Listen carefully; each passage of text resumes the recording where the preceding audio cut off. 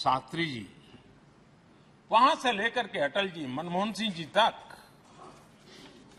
एक बहुत बड़ी श्रृंखला जिसने इस सदन का नेतृत्व किया है और सदन के माध्यम से देश को दिशा दी है, देश को नए रंग रूप में ढालने के लिए उन्होंने परिश्रम किया है, पुरुषार्थ किया है। आज उन सबका गौरवगान करने का भी अवसर है। आदरणीय अध्यक्ष जी,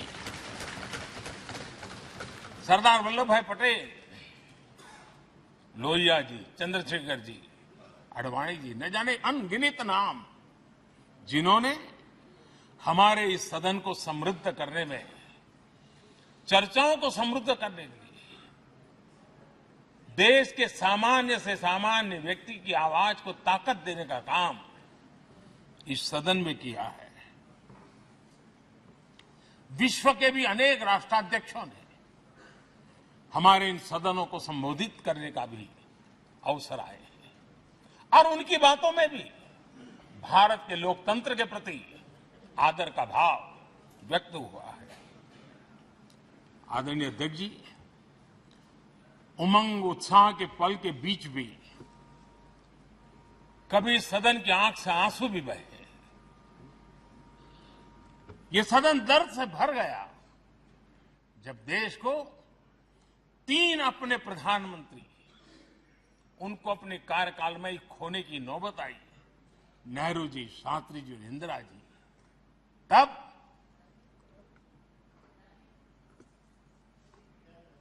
ये सदन अश्रुभीनी आंखों से उन्हें विदाई दे रहा था।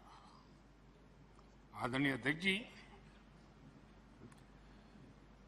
अनेक चुनौतियों के बावजूद भी हर स्पीकर ने, हर सभापति ने बेहतरीन तरीके से दोनों सदनों को सुचारू रूप से चलाया है और अपने कार्यकाल में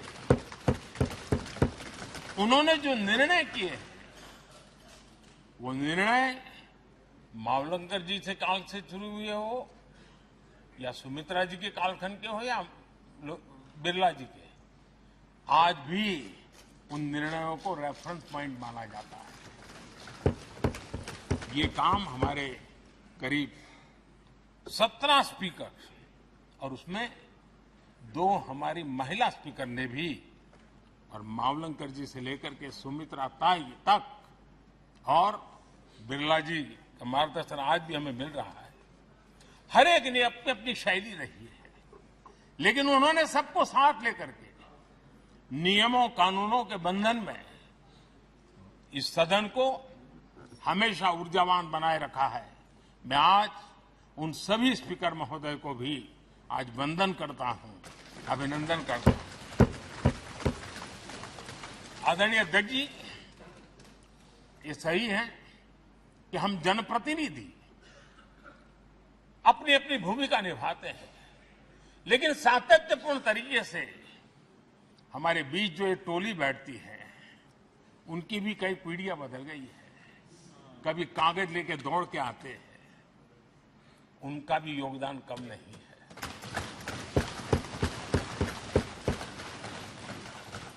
हमें कागज पत्र पहुंचाने के लिए दौड़ते हैं, सदन में कोई गलती न हो जाए, उसके निर्णय में कोई गलत न हो जाए, उसके लिए वो चौकन्ने रहते हैं। जो काम इनके द्वारा हुआ है, उसने भी सदन के क्वालिटी ऑफ गवर्नेंस में तेजी लाने में बहुत बड़ी मदद की है। मैं उन सभी साथियों का और इनके पूर्व में जो रहे हैं उनका भी हृदय से अभिनंदन करता हूं। इतना ही नहीं, सदन मतलब ये खंड ही नहीं है, इस पूरे परिसर में अनेक लोगों ने, किसी ने हमें चाय पिलाई होगी, किसी ने पानी पिलाया होगा, किसी ने रात रात चली हुई सदन को किसी को भूखा पेट रहने नहीं दिया होगा।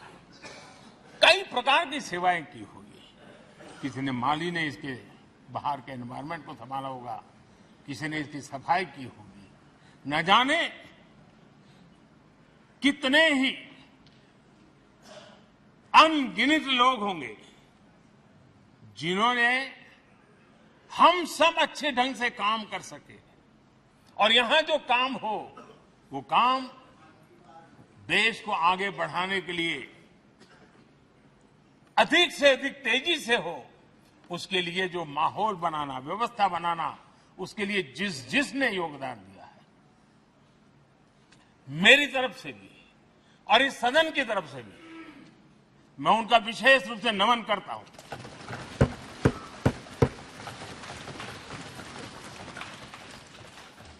आदरणीय अध्यक्ष जी, लोकतंत्र का ये सदन आतंकी हमला हुआ, पूरे विश्व में यह आतंकी हमला एक इमारत पर नहीं था, ये मदर ऑफ डेमोक्रेसी एक प्रकार से हमारी जीवात्मा पर यह हमला था। ये देश उस घटना को कभी भूल नहीं सकता है, लेकिन आतंकियों से लड़ते लड़ते सदन को बचाने के लिए और हर सदस्य को बचाने के लिए जिन्होंने अपने सीने पर गोलियां झेली, आज मैं उनको भी नमन करता हूं। हमारे बीच नहीं है, लेकिन उन्होंने बहुत बड़ी रक्षा की है। आदरणीय अध्यक्ष जी,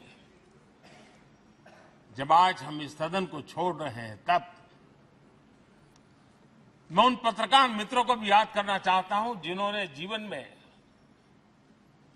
कुछ लोग तो ऐसे हैं जिन्होंने पूरा जीवन अपने कार्यकाल में संसद के काम को ही उन्होंने रिपोर्ट किया है। एक प्रकार से वो जीवंत साक्षी रहे हैं। उन्होंने यहां की पल पल की जानकारी देश तक पहुंचाई, और तब तो ये सारा टेक्नोलॉजी अवेलेबल नहीं थी। तब वही लोग थे जो यहां की बात पहुंचाते थे, और उनका सामर्थ्य था वो अंदर की भी पहुंचाते थे और अंदर की भी पहुंचाते थे।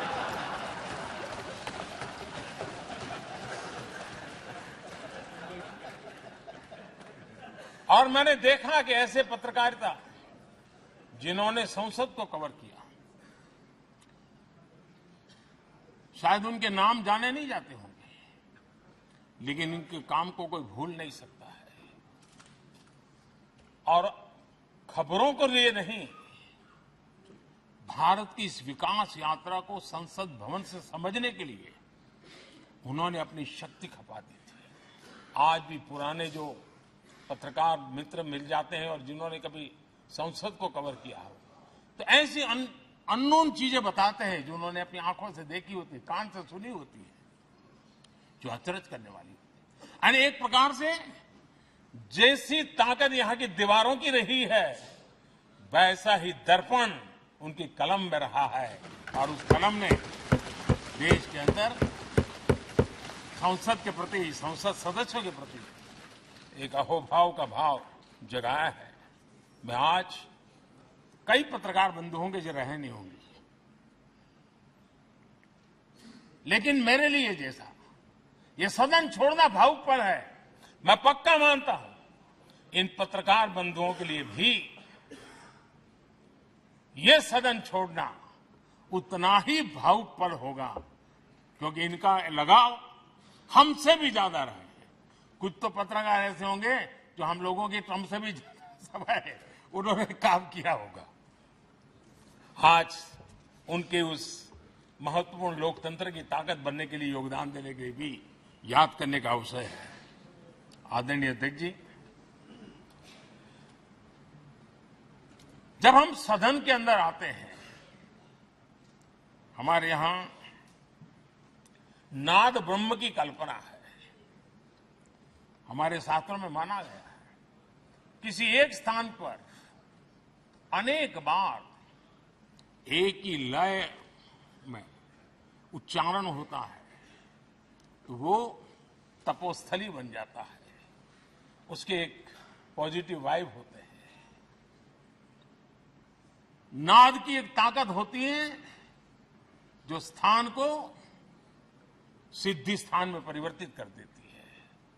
मैं मानता हूं ये सदन भी उस 7,500 जनप्रतिनिधियों के द्वारा बार बार जो शब्द गूंजे हैं, जो वाणी यहां गूंजी है, उसने इस सदन में हम बैठकर आगे चर्चा करें या ना करें, लेकिन इसकी गूंज इसे तीर्थ क्षेत्र बना देती है।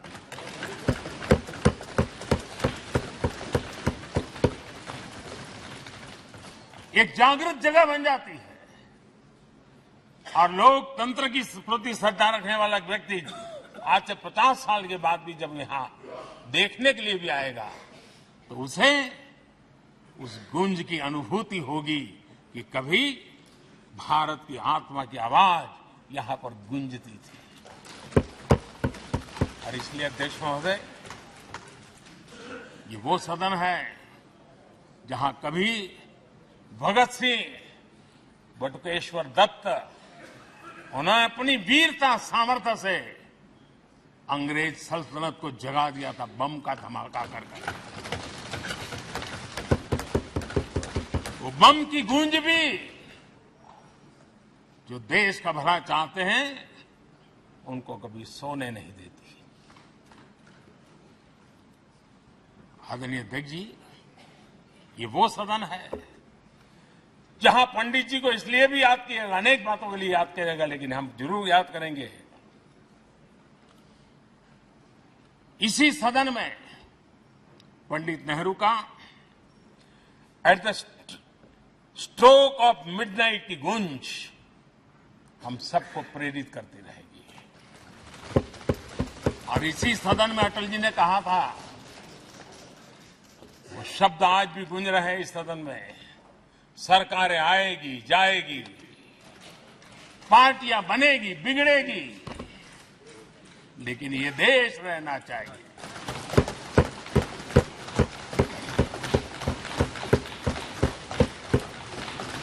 आदरणीय अध्यक्ष जी, पंडित नेहरू की जो प्रारंभिक मंत्री परिषद थी, बाबा साहब आंबेडकर जी एक मंत्री के रूप में दुनिया की बेस्ट प्रैक्टिसेस भारत में लाने पर बहुत जोर दिया करते थे। फैक्ट्री कानून में अंतर्राष्ट्रीय सुझावों को शामिल करने पर बाबा साहब सर्वाधिक आग्रही रहे थे और उसका परिणाम आज देश को लाभ मिल रहा है। बाबा साहब आंबेडकर ने देश को नेहरू जी की सरकार में वाटर पॉलिसी दी थी और उस वाटर पॉलिसी बनाने में बाबा साहब आंबेडकर की बहुत बड़ी भूमिका रही थी। आदरणीय अध्यक्ष जी, हम ये जानते हैं कि भारत में बाबा साहब आंबेडकर एक बात हमेशा कहते थे कि भारत में सामाजिक न्याय के लिए भारत का औद्योगिकरण होना बहुत जरूरी है, क्योंकि देश के दलित पिछड़ों के पास जमीन ही नहीं है, वो क्या करेगा? औद्योगिकरण होना चाहिए। और बाबा साहब इस बात को मान करके डॉक्टर श्यामा प्रसाद मुखर्जी, जो पंडित नेहरू के मंत्री थे, उन्होंने इस देश में और पहले वाणिज्य मंत्री के रूप में और उद्योग मंत्री के रूप में उन्होंने इंडस्ट्री पॉलिसी इस देश में लाई थी। आज भी कितनी ही इंडस्ट्री पॉलिसी बने, लेकिन उसकी आत्मा वही होती है जो पहली सरकार के थी। और उन्होंने